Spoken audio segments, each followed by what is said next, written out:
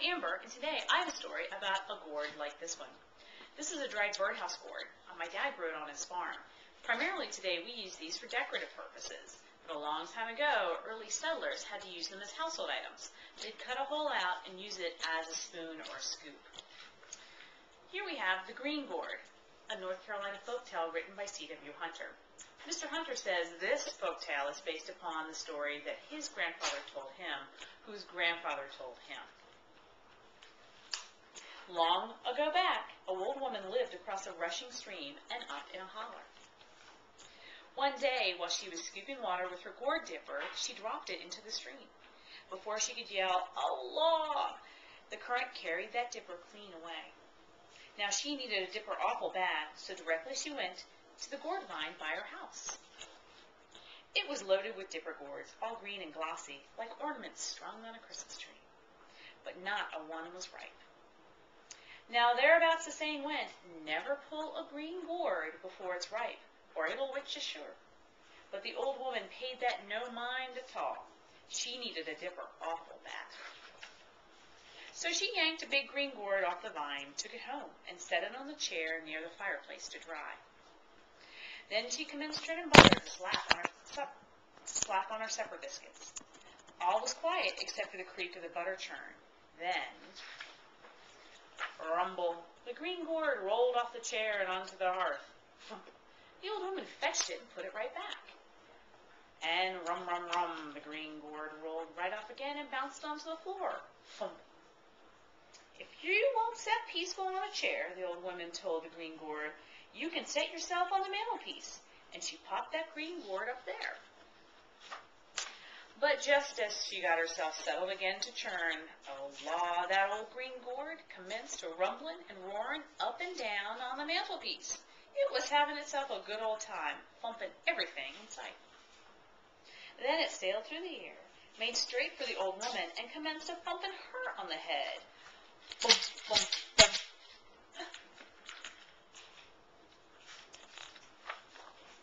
My, did she jump. She flew out the door and began running and squalling her head off, just fit to be tied, with the green gourd right behind, trying its level best to thump her again. The old woman ran by the panther's house. What's the matter? Asked the panther. Oh, law, she cried. A witchy green gourd's on my heels, and it's going to thump me sure. Run on in here, said the panther. I'll take care of it. She hopped into the house and hid herself good. The green gourd sailed in after her. When the panther leapt for it, the green gourd thumped him a time or two. Boom, boom. Knocked him completely lopsided. Then it aimed itself straight for the old woman. Leave off, shouted the old woman. But the green gourd just kept coming. So she lit out of there right smart. And that green gourd came on, whizzing through the air and humming like swarming bees. The old woman put up a little hum of her own, eek, and kept running till she liked to drop. She came to a fox's house, screeching like a whole bale of panthers was after her. What's the matter? Asked the fox. A fractious green gourd's fixing to thump me good.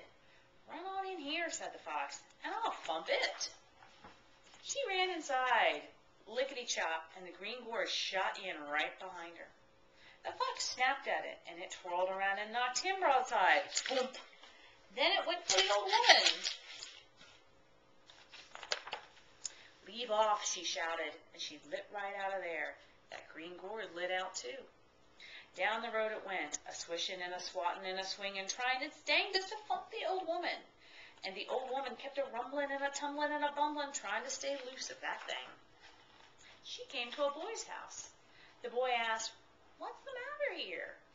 Plenty, she cried. A green gourd's coming to thump me good. Run on in here, ma'am, he said. I'll give that green gourd a what for? Now that boy was small, but he was spry.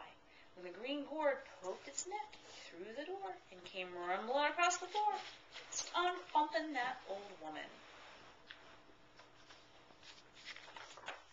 The boy jumped out from behind the door, screeching, look out for me, green gourd, and he sat on it and squashed it flat. They both cheered at that.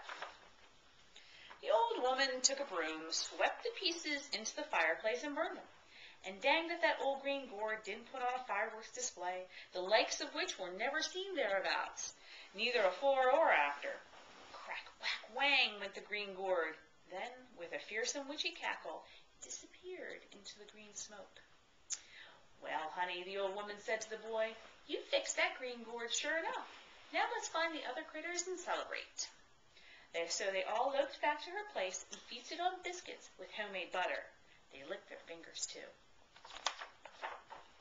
Then the old woman waited a good spell to make herself a new gourd dipper, 'cause she knew for a fact, never pull a green gourd afore it's ripe, or it'll witch you sure.